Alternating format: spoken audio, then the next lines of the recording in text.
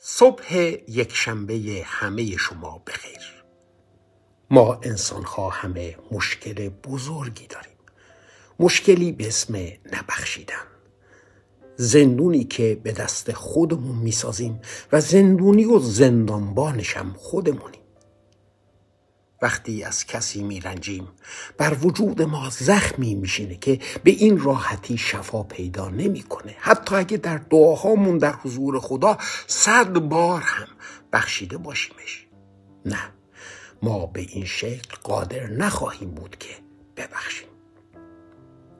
ببینید، وقتی کسی ما رو میرنجونه، از لحاظ احساسی و روانی نسبت با خودش در ما بدهی به وجود میاره.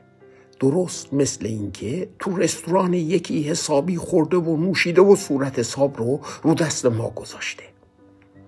این صورت حساب باید پرداخت بشه. اینطور بدهی ها رو راحت تر میتونیم بپذیریم و بپردازیم و بیخیالش بشیم. ولی با بدهی هایی که از لحاظ احساسی و روانی، از لحاظ شکستگی های دل در ما به وجود اومده، این کار خیلی سخته. ولی یکی باید این صورت حسابو بپردازه.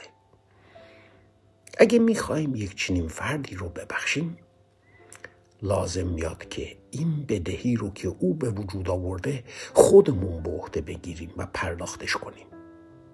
بله، بخشیدن بها داره. بدون پرداخت اون بها کسی رو نمیتونیم ببخشیم. برای همینم هستش که در دعای ربانی در انجیل عیسی به ما شاگردان داره یاد میده قرضهای ما رو ببخش چنان که ما نیز قرضهای دیگران را میبخشیم. برای خدا هم اینطور بود. گناهان ما بدهی بزرگی رو به وجود آورده بود که خدا اگه میخواست ما رو ببخشه باید بهاشو میپذیرفت و خودش پرداخت میکرد.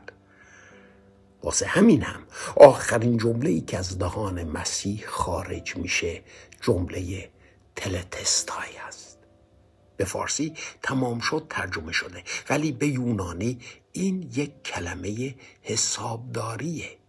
معنیش تمام و کمال پرداخت شد. حالا دیگه خوب میدونیم که چرا نمیتونیم ببخشیم.